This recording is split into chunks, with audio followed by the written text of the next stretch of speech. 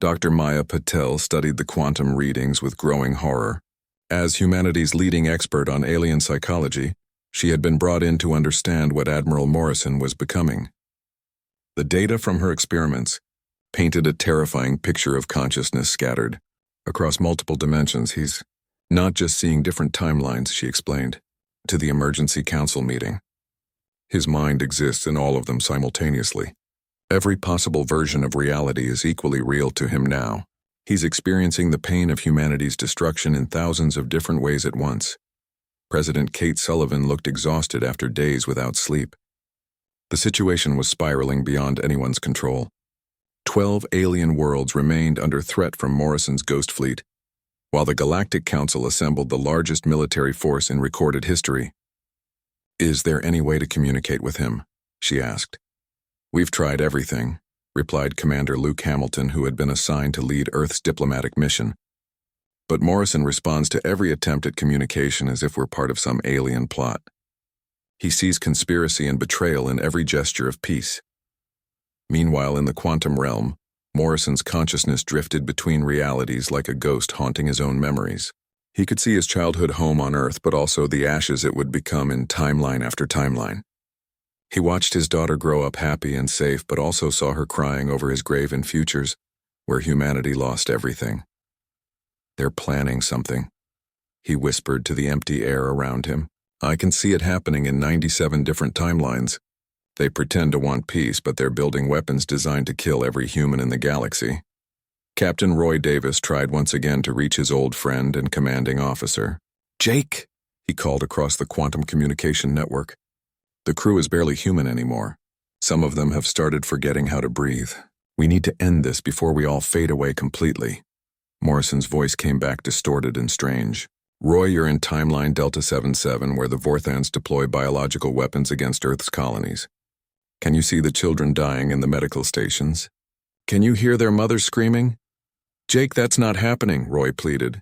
"You're seeing possibilities, not realities. We're still alive, and so is everyone on Earth." "Time is a circle, Roy," Morrison replied. "Past and future exist together in the quantum foam. I've already lived through humanity's extinction 1,000 times. I won't let it happen again." Back in normal space-time, Dr. Patel was working with a team of quantum physicists to find a way to anchor Morrison's consciousness in the present. They had built a device that could theoretically pull someone back from the dimensional drift, but it required the subject to want to return. "The problem is that Morrison believes he's saving humanity," she explained to the research team. "From his perspective, every action he takes prevents some terrible future.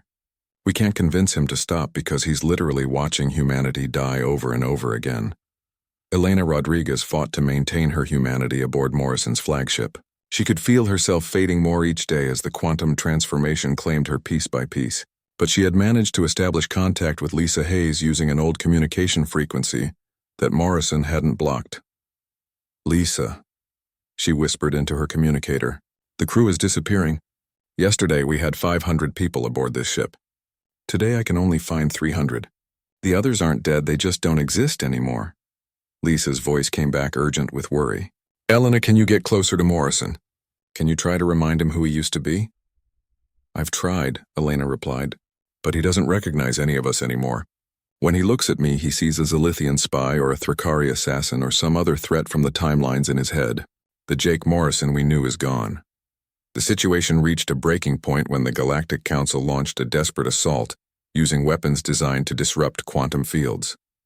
The attack succeeded in forcing several ghost ships back into normal spacetime, where they could be destroyed. Morrison watched his ethereal vessels burn in real space, and something snapped in his fractured consciousness.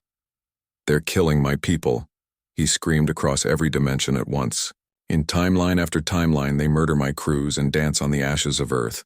The retaliation was swift and terrible. Morrison began phasing entire sections of alien cities partially out of existence. Buildings and people caught between dimensions experienced a fate worse than death.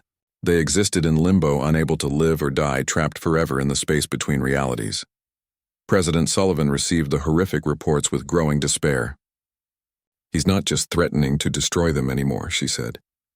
"He's creating a living hell for millions of innocent people." Commander Hamilton volunteered for a suicide mission to reach Morrison's flagship directly. Using experimental phase technology, similar to what had transformed the Ghost Fleet, he and a small team prepared to enter the quantum realm where Morrison existed. If we can anchor ourselves to normal reality while existing in his dimension, we might be able to reach the human part of his mind, he explained to the mission. Briefing, Dr. Patel warned them about the dangers. The quantum field will try to scatter your consciousness across multiple timelines, she said. You'll experience past, present, and future simultaneously. Most people who enter that state never come back sane. Hamilton and his team used meditation techniques and memory anchors to prepare for the transition. They focused on specific moments from their lives to serve as guides back to normal reality. As their ship phase shifted into the quantum realm, they felt their minds being pulled in impossible directions. They found Morrison's flagship existing in 17 different dimensions at once. The crew moved like sleepwalkers through corridors that changed configuration based on which timeline they were experiencing. Some rooms contained the same space at different points in time, so crew members could have conversations with past and future versions of themselves. Morrison himself existed as a being of pure quantum energy in the ship's command center. He was simultaneously the young officer who had sworn to protect humanity and the ancient entity that had watched civilizations rise and fall across impossible eons of time. Admiral Morrison, Hamilton called out, using every ounce of his will to maintain his own identity in the swirling chaos of possibility. This is Commander Luke Hamilton of Earth Defense.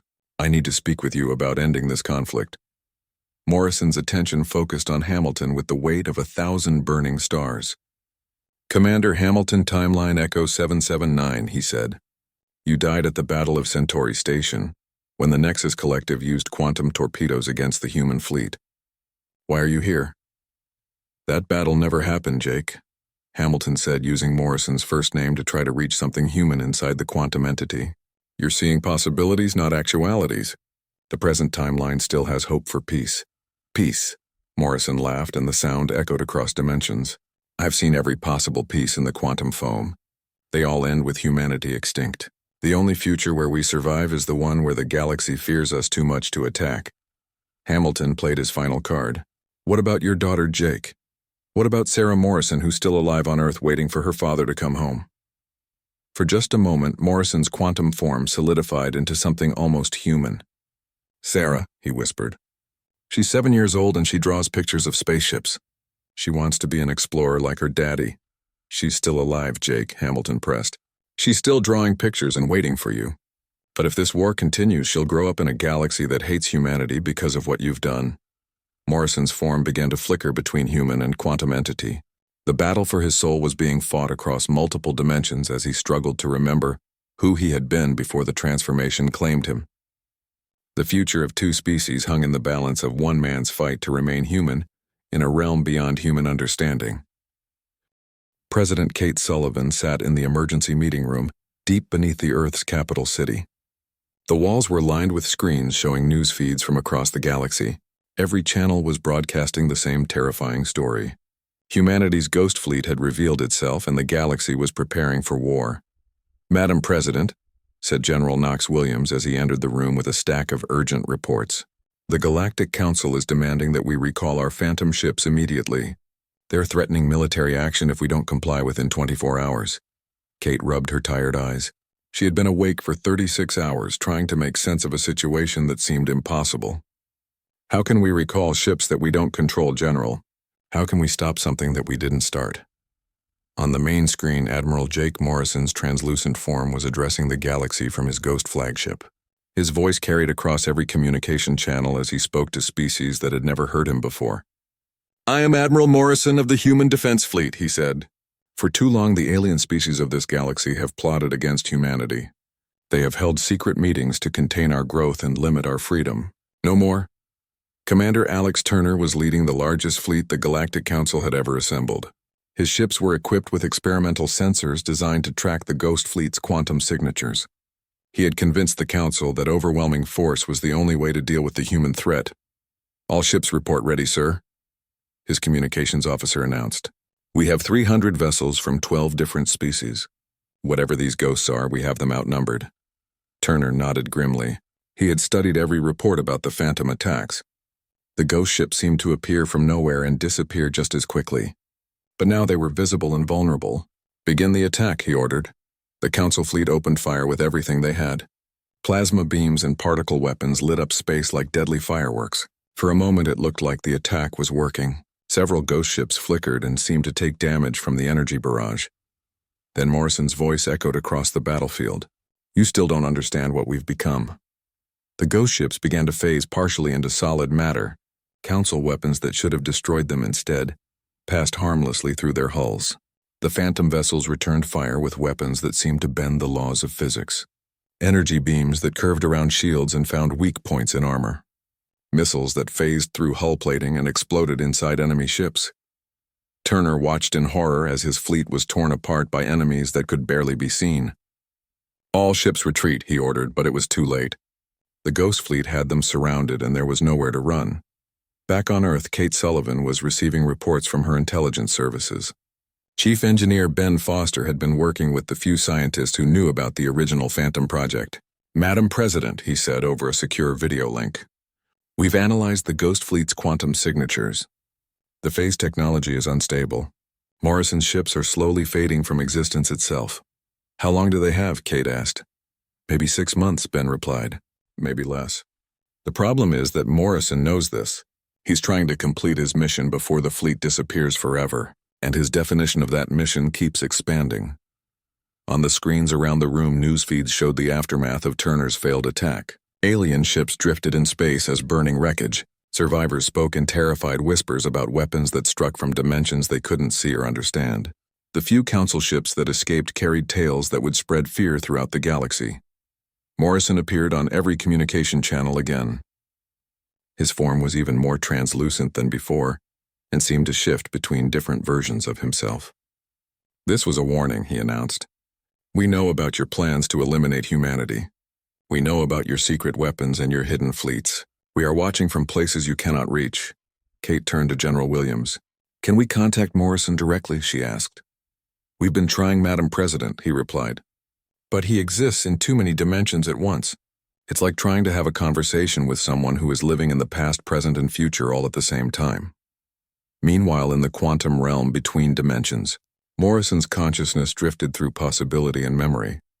He could see his wife's face from 20 years ago, and his daughter's graduation that happened next week, and the burning ruins of Earth that might happen next year.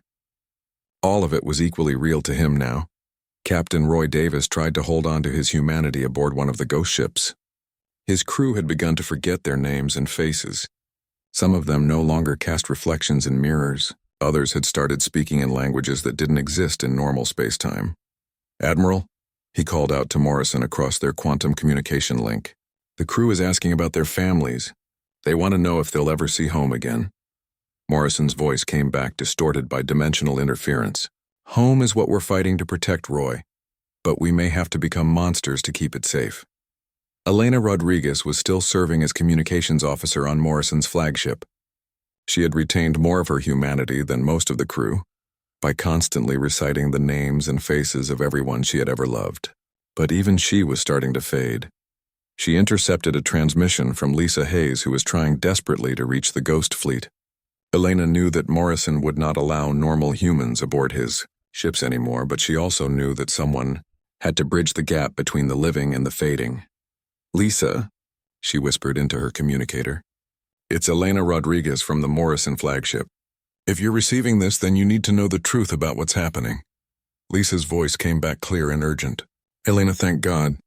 We need to find a way to stop this before it destroys both humans and aliens." "Morrison isn't just seeing the future," Elena explained. "He's seeing all possible futures at once.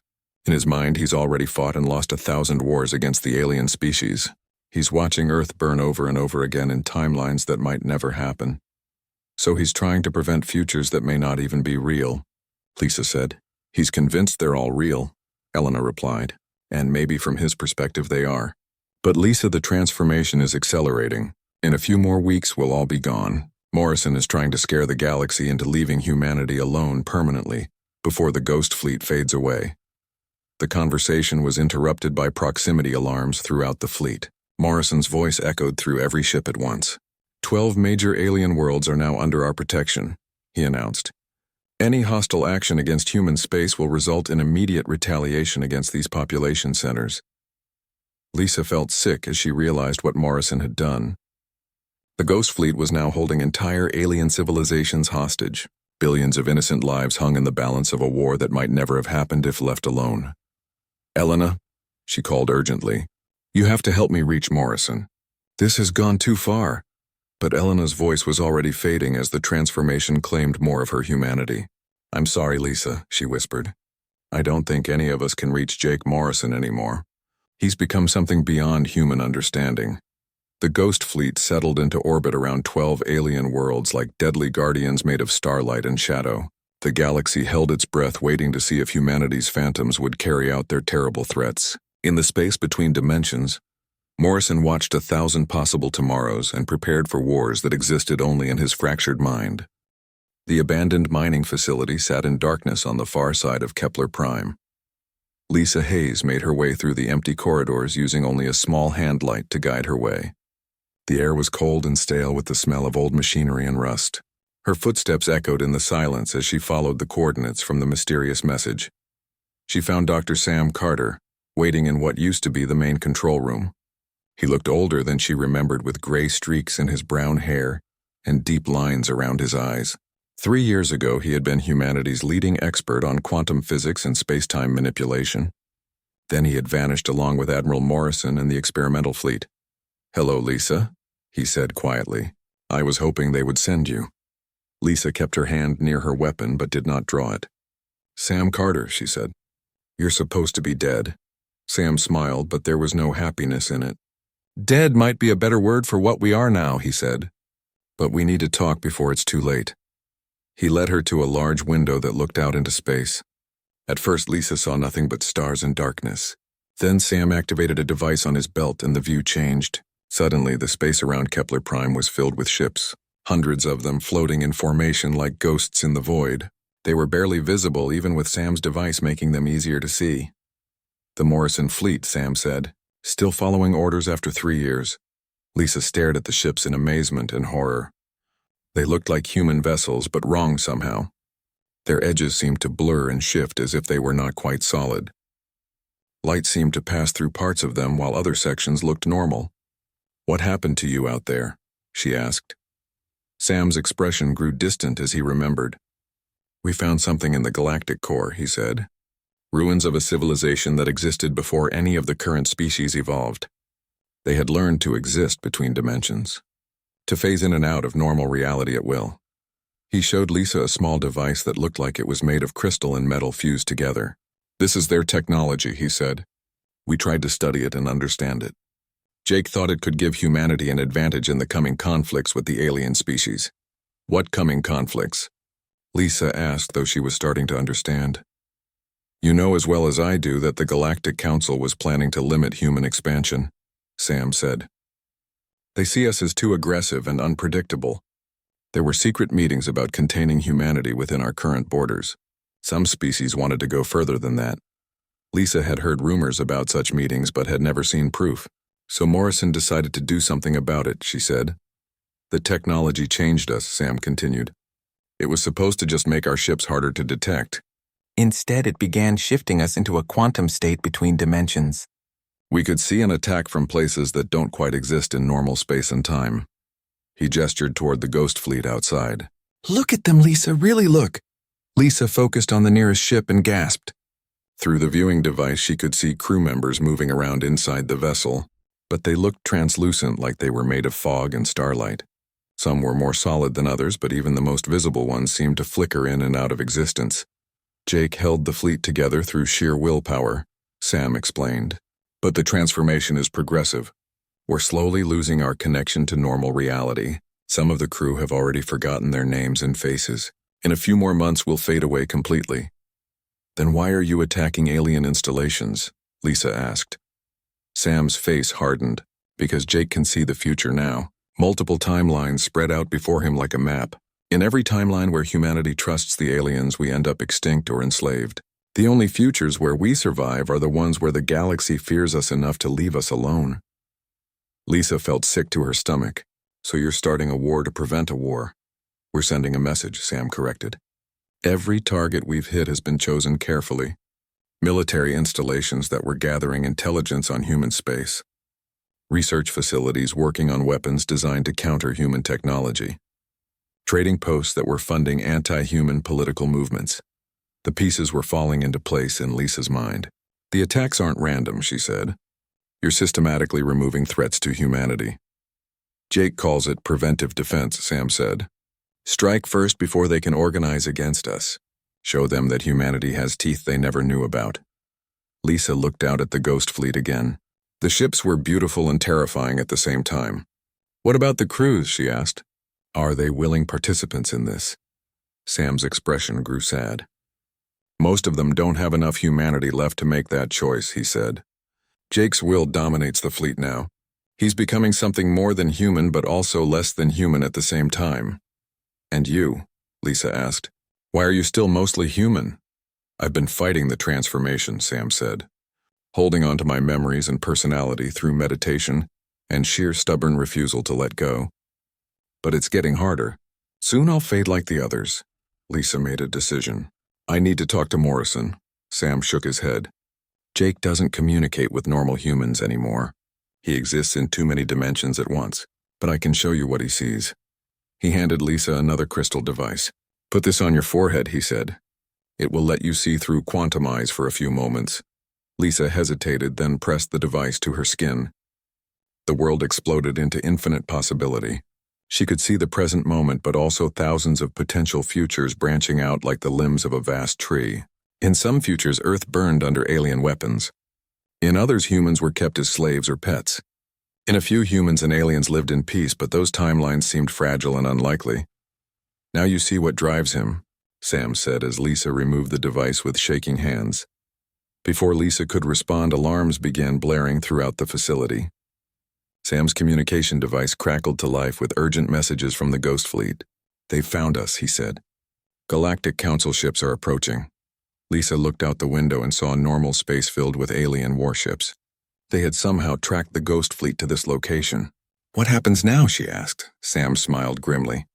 Now you see why Jake Morrison believes violence is the only language the galaxy understands. The Ghost Fleet began to phase back into normal reality. Their weapons came online with an eerie blue glow. Lisa realized she was about to witness the first open battle between humanity's secret guardians and the rest of the galaxy. Get to the escape pods, Sam told her.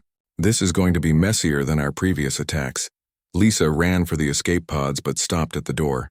Sam, she called back. Is there any way to reverse what happened to you? His smile was infinitely sad. Even if there was, he said, Jake would never allow it. He's seen too many futures where humanity loses. He'll keep fighting until the fleet fades away completely or until every alien species in the galaxy learns to fear the ghosts of humanity. The first shots were fired as Lisa reached the escape pod. The war for humanity's future had begun. The Great Hall of Kepler Prime buzzed with fear. Commander Lisa Hayes sat in the human section and watched 12 different alien species argue in panic. She had never seen the Galactic Council this afraid before. The tall blue Vorthons clicked their crystal claws against the floor. The snake-like Zilithians hissed at each other in worried whispers. Even the proud Thrakari warriors looked nervous as they shifted their massive forms in their seats. Speaker Zethkar stood at the center podium. His crystal body caught the light and threw rainbow patterns across the walls. When he spoke, his voice filled the entire hall with its deep tone. We face something new and terrible, he said. Something that hunts us from the shadows. Lisa kept her face calm, but her heart was racing. She knew more than she was letting on. 3 years ago, Admiral Jake Morrison had taken an experimental fleet into dark space on a classified mission. The official report said he and his ships were destroyed, but no wreckage was ever found. Now strange attacks were happening all across the galaxy, and Lisa was starting to connect the dots. The Zilithian representative slithered to the speaking platform. Her scales were pale green and her voice carried the accent of the Outer Rim worlds. 5 of our cargo fleets have vanished, she said. Our sensors detected nothing. Our weapons fired at empty space. Then our ships were simply gone. A massive Thrakari general stomped forward next. His gray skin was scarred from many battles and his forearms gestured wildly as he spoke. My battle station at Rigel 7 was destroyed in minutes. The security footage shows shadows moving faster than light. Weapons fire that came from nowhere. My best warriors could not even see what killed them. Lisa watched as more reports came in. Mining colonies had gone silent overnight. Research stations had been found empty with no signs of struggle. Patrol ships had sent distress signals that cut off mid-transmission. In every case, the pattern was the same. No evidence of attackers, no wreckage from battle, just sudden and complete destruction. The Nexus Collective representative was next to speak. These beings were made of living metal and considered themselves the most advanced species in the galaxy. When one of them admitted fear, it meant something serious was happening. Our quantum sensors can detect ships moving faster than light from 3 star systems away, the metal being said in its electronic voice. But these attackers appear on our sensors for less than a second before they strike. They seem to exist outside normal space and time. Speaker Zethkar turned his crystal eyes toward Lisa. Commander Hayes, he said, these attacks began shortly after humanity joined our council. Your species has a reputation for violence and unpredictable behavior. Do you know anything about these ghost ships? Lisa stood up slowly. She had been expecting this question, but it still made her nervous. The human government knows nothing about these attacks, she said. Our fleet movements are monitored by council observers. We have no ships in the affected sectors. This was technically true, but Lisa knew it was not the whole truth. 3 years ago, Jake Morrison had been working on something called the Phantom Project. It involved experimental technology that could make ships nearly invisible. The project had been shut down after Morrison and his test fleet disappeared. At least that was what the official report said. A Vorthan scientist stepped forward. Her crystal body was smaller than the speaker, but her voice was sharp with fear. We have analyzed the attack patterns, she said. The ghost ships strike with perfect precision. They know exactly where to hit our ships to cause maximum damage. They understand our technology better than we do ourselves. This suggests long observation and study. Lisa felt a chill run down her spine. If Morrison and his fleet were still alive out there, they would have had 3 years to study alien technology. 3 years to watch and learn and plan. The thought scared her more than she wanted to admit. More reports came in during the session. A Zilithian trading post had been found abandoned with all its computers wiped clean. A Thrakari mining operation had reported ghost ships appearing in their asteroid field before all contact was lost. A Nexus research facility studying dark matter had simply vanished along with the entire asteroid it was built on. The pattern was becoming clear to Lisa even if the other council members could not see it yet. Every target had been a threat to human expansion into space or had been gathering intelligence that could be used against humanity. The ghost ships were not random attackers. They were protecting human interests with deadly precision. As the session continued, Lisa received a message on her personal communicator. The message was coded, but she recognized the encryption pattern. It was from a human military channel that had been decommissioned 3 years ago.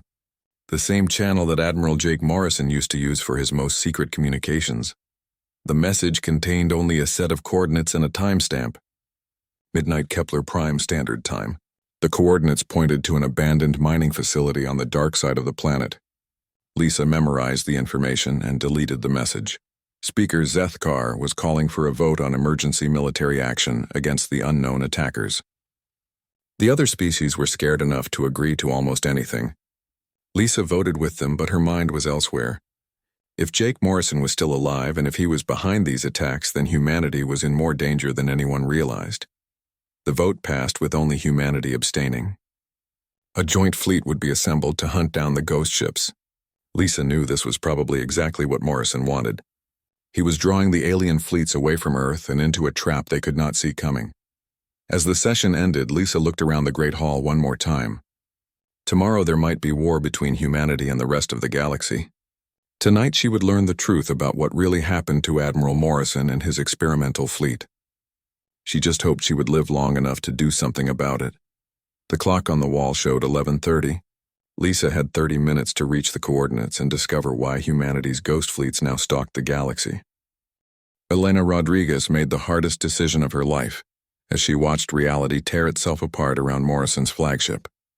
The quantum storms were getting worse as the Admiral's consciousness scattered across too many timelines to hold together. Crew members were disappearing not just from the ship, but from existence itself as the dimensional barriers collapsed. She had been fighting the Transformation longer than anyone else, but now she let go of her resistance and allowed her consciousness to drift into the quantum realm where Morrison existed. It was her only chance to reach the human part of him that still remembered love and hope instead of fear and war. "Jake," she called out as her mind touched his across impossible distances of space and time. "It's Elena. Do you remember me?"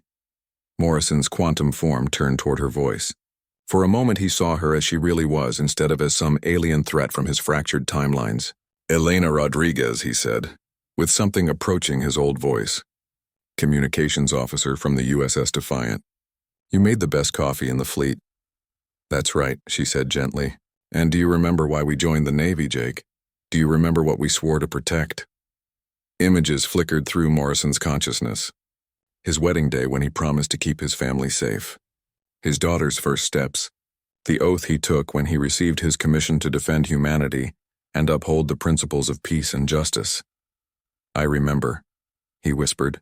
"But Elena, I can see the futures. In every timeline where we trust them, we die. Every path that leads to peace ends with earth and ashes." Elena felt her own consciousness beginning to scatter as the quantum field pulled at her identity. "Jake, those futures are just possibilities. By interfering in the timelines, you're creating the very disasters you're trying to prevent.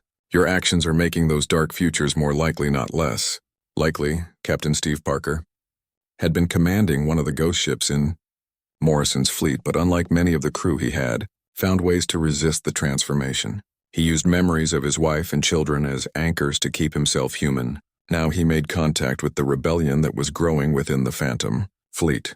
"Morrison has lost himself in the quantum foam," he told the other ship captains who still retained enough humanity to understand him. "If we don't act soon, he'll drag us all into madness with him." Roy Davis joined the rebellion along with dozens of other officers who had served with Morrison before the transformation. "Jake was the best commanding officer I ever served under," he said. "But whatever he's become now, it isn't the man who swore to protect innocent life." The rebel ghost ships began to refuse Morrison's orders to attack civilian targets. When he commanded them to phase entire cities out of existence, they instead moved to defensive positions around those same cities. The quantum communication networks filled with arguments between crew members who were barely human anymore. "You're betraying everything we fought for," Morrison's voice echoed across the fleet. "I can see the timelines where your mercy dooms humanity to extinction. And we can see the timeline where our actions make humanity into the monsters that the galaxy has to destroy to survive," Parker replied. "Which future do you think is more likely now?" Back on Earth, President Sullivan was coordinating humanity's response to the crisis. Ambassador Claire Johnson had been working around the clock with the Galactic Council to prevent all-out war between the species. "They're terrified," she reported, "but they're also starting to understand that Earth's government has no control over the Ghost Fleet." "Can we offer them anything?" Sullivan asked.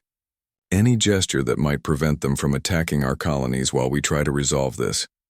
"I've proposed a joint task force," Johnson replied.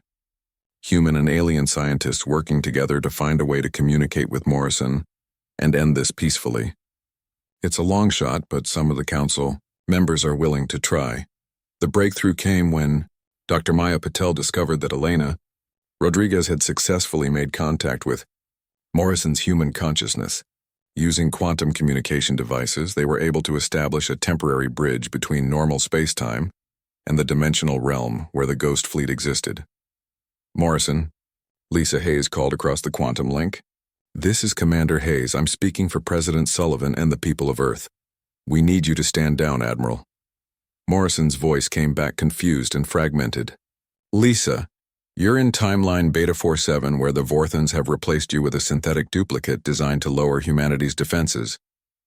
I can see the real you dying in a Zilithian prison ship." "Jake, that's not real." Elena's voice joined the conversation from deep within the quantum realm. "Look at me, really, look at me. Do you see an enemy? Or do you see the woman who served beside you for 5 years?" For a moment, Morrison's perception cleared, and he saw Elena as she really was. Human, loyal, brave, and slowly fading away because of the choice he had made. "Elena, what have I done to you? What have I done to all of you?" The moment of clarity spread through the Ghost Fleet like ripples in a pond. Crew members who had forgotten their names suddenly remembered their families. Officers who had been following orders without question began to see the horror of what they had become. Morrison made his final decision as a human being rather than a quantum entity. "Computer," he said to the ship's artificial intelligence system, "initiate cascade reversal on all phase generators. Authorization Morrison Alpha 07. Admiral, that will return the entire fleet to normal spacetime," the computer replied. "The quantum field collapse will likely destroy most of our vessels." "I know," Morrison said quietly, "but it's time for the Ghost Fleet to rest." The phase reversal began slowly, then accelerated as the quantum fields that held the fleet between dimensions collapsed. One by one, the ghost ships materialized fully in normal space where they could be seen and touched and destroyed by conventional weapons. Morrison felt his consciousness pulling back together as the timeline visions faded. For the first time in 3 years, he existed in only one moment and only one reality. Helena Rodriguez stood beside him on the bridge, but her form was translucent and fading. "Elena, I'm sorry," he said. "I tried to save everyone, but I became the very thing I was fighting against." She smiled with infinite sadness. "You did save us, Jake. You brought us home." Most of the Ghost Fleet was lost in the transition back to normal reality. The quantum energy that had sustained them for 3 years dissipated into space, leaving only empty hulks drifting among the stars. But some ships survived and some crew members made it back to baseline humanity. Morrison himself stood trial before both human and alien courts for his actions during the Ghost Fleet crisis.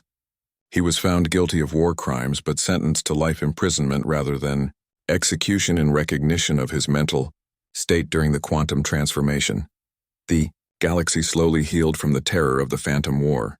The alien species gained new respect for humanity's determination and ingenuity, while humans learned to work within the galactic community rather than against it. The secret meetings about containing human expansion were replaced with open negotiations about shared space and mutual defense. Lisa Hayes was promoted to admiral and given command of humanity's new integrated fleet. As she looked out at the stars from her flagship, she sometimes saw flickering shapes at the edge of vision. The Ghost Fleet was gone, but its legend lived on as a reminder that even in death humans would find a way to protect their own. Years later, children on dozens of worlds would hear whispered stories about the phantom ships that once stalked the galaxy. The tales served as both warning and promise. A warning that humanity should never be cornered without hope of escape, and a promise that somewhere, in the dark between the stars, ghostly guardians still watched over those they had sworn to protect. The Morrison fleet had passed into legend, but the message remained clear across the galaxy.